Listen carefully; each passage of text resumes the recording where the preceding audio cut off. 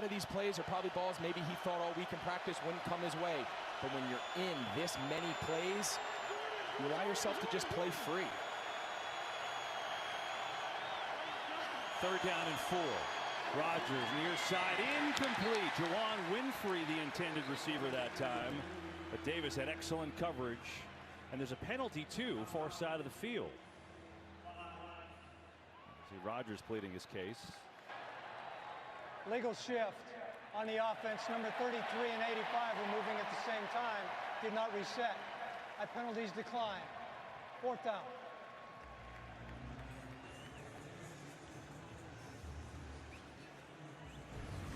It's the second time Tryon Shoyinka is going to win underneath. See, they got the 3 big guys over here. That forces the slide to the right. So he knows he's one-on-one. They said explosive after halftime. He's starting to unleash it down the field. Herbert steps up, hit from behind as he delivered the football, and it is incomplete. So it'll be 3rd and 10. You know what amazes me, Arch, that touchdown run by Robinson, how many defenders were on that side of the center of the line, and he was untouched. Yeah, nobody laid a hand on it. Well, everybody you expect a couple things on short yardage. You always expect the quarterback sneak. So the Chargers were loaded up inside. And then when they see the fake, nobody accounts for the backside pulling guard. And that's why you see so many home run balls in short yardage situations. There's a pass that's complete out across the 30-yard line to DeAndre Carter. We're about to show you a punt on NFL Red Zone. That usually means one of a few things, but maybe not what you're thinking of. No, it's not a muff. No, it's not a fumble. It's a great special teams play. Keyshawn Nixon, how about that? Just acting like he just, caught it like he meant it, which, of course, he did. Down to the 1-foot line goes number 25 on special teams for the Pack. And NFL Punt Zone is underway because this is a live punt at SoFi Stadium. Catch and a returnable one. Spins away from one, spins away from another. And he'll get it up towards midfield there to get the Jags in good field position, up 13 in the 3rd quarter. Second half about to start here between the Falcons and the Seahawks. Seattle up by 3. To make smart, wise decisions. Kyle Pitts certainly a bright spot for the Falcons in that first half. He has had more than double the yards today in the first half that he did both games so far this season, and Pete Carroll took note of it. Kyle Pitts and getting off the field on 3rd down are his defensive priorities for his squad this half. All right, thanks, Jim.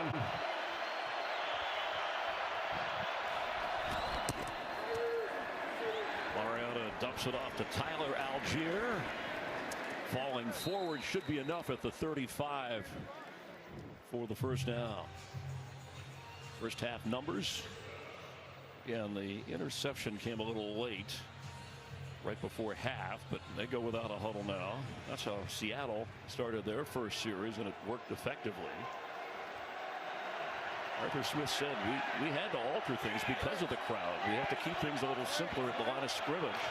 Yeah, don't try and get the perfect play in a situation that's going to be this loud. Sometimes you just got to call and go. Algier, tough yards to the 38. Jordan Brooks, another tackle. Damian Williams on injured reserve. You have Avery Williams back there behind Cordero Patterson. You talked about pacing, or at least making sure Mariota didn't run too much or take hits. The long haul of the season, Arthur Smith said he has to think that way about Cordero Patterson as well. So that's why we're seeing 5th rounder from BYU, the rookie Tyler Algier. He's a walk-on at BYU. Played some linebacker at BYU as well as running back. Patterson comes in now. Post snap. Mariota is on the move. And gets rid of it. Going to be a flag on a late hit here as Mariota's going out of bounds. Chased down by Quandre Diggs. I don't know about this one. They may pick this one up. They picked one up in the first half. I mean, he definitely hit him after he got rid of the ball, but defenders, you run all that way. Personal foul. Roughing the passer. Defense, number 6. 15-yard penalty, automatic first down.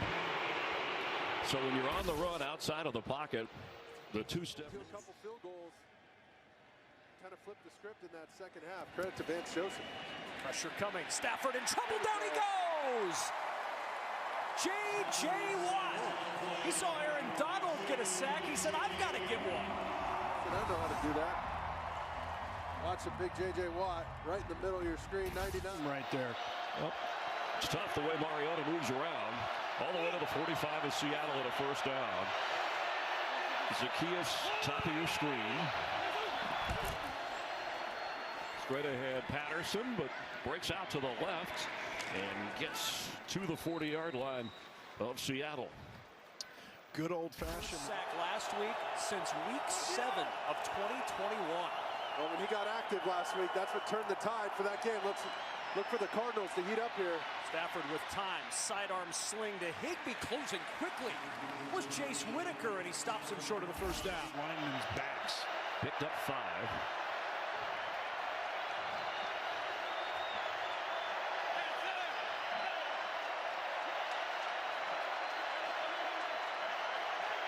So using obviously some hand signals. The foot drop, the fake. Mariota dumps it off. That's Patterson who gets the first down inside the 30 of the Seahawks. He's run 8 times. Has that touchdown run of 17 yards. Patterson with his first catch of the game. That's that maturity showing itself right there. Had an opportunity potentially downfield to hit Drake London on the deeper route, but just sometimes take that check down. He said that he learned that when he was playing behind Derek Carr in Las Vegas.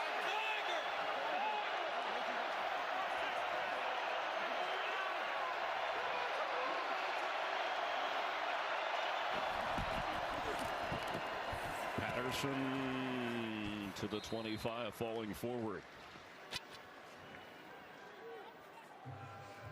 It's interesting, you know, people talk about just the way that the game has gone and evolved. You know, why do you even need balance? You know, if we can throw the ball, we can get all those yards on throws, why do you even need to run the football? Well, you want to force people, number one, to take on those blocks, and it just wears them down, especially when you have to tackle big backs. Pressure coming, and his view was blocked, so Mariota threw it way out of bounds. Boye Mafa, rookie second rounder from Minnesota. So Tampa Bay, after the great special teams play by Green Bay to punt it down inside of the 2-yard line, ends up with a 3rd and 10. He was targeting Cole Beasley on that play, just acquired on Tuesday for the Tampa Bay Buccaneers. You got a punt from your own end zone, and then they ran into him. Not roughing the punter, but just running into the punter. So a 5-yard penalty, but then because Amari Rodgers had a good return on it, the Buccaneers would accept the penalty, take the 5 yards, not get a first down, but re-kick it on 4th down, and then Green Bay is going to get the ball regardless. I hope you understood all that.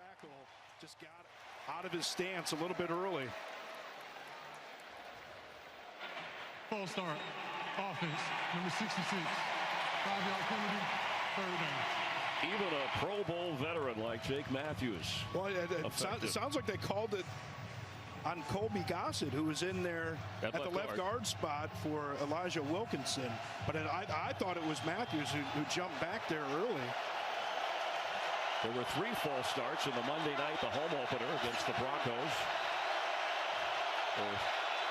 The Broncos suffered 3 of those.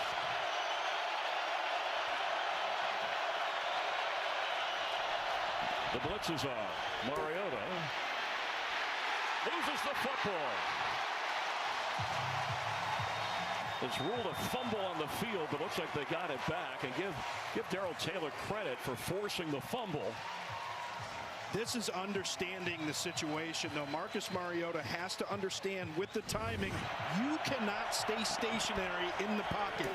They are going to get there. You have to step up, slide, move. You know that even if those defenders have run behind you, they're going to be making their way back. Well, they had a 41-yard field goal. The penalty moved it back to what would have been a 47-yard try, and now you're looking at a 54-yard field goal. Younghoe Koo, his career long is 54 yards. It's up there. It's out there. And it's through. He got it from 54. Younghoe Koo. And we have a tie at 20 in Seattle.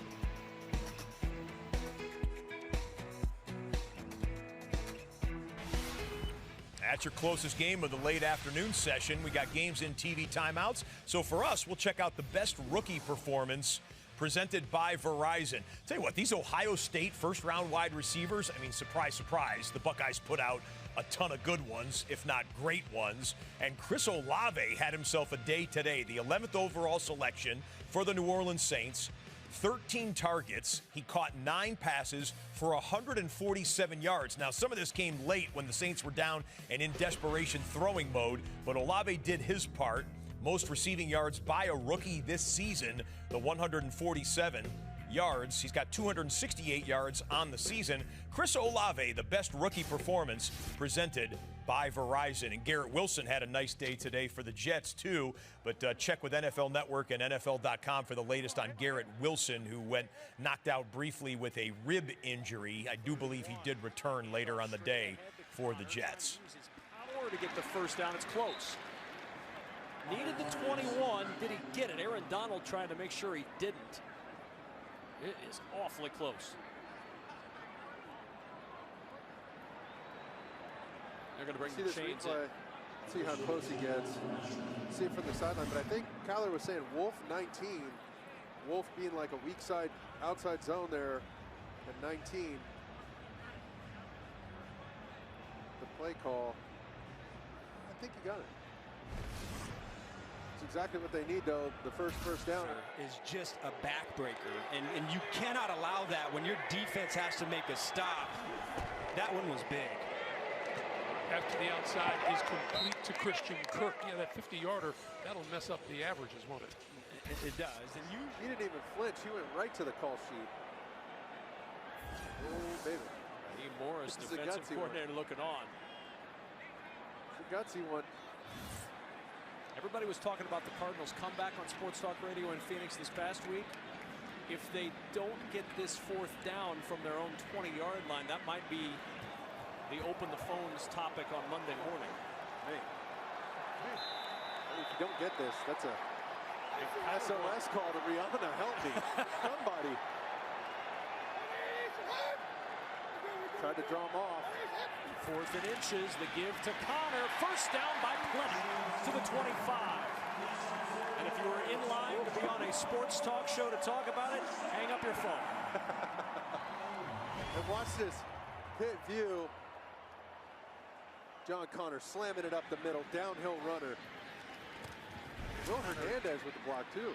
Connor again on first down. Cardinals definitely going a little more pace on their first drive of this 3rd quarter.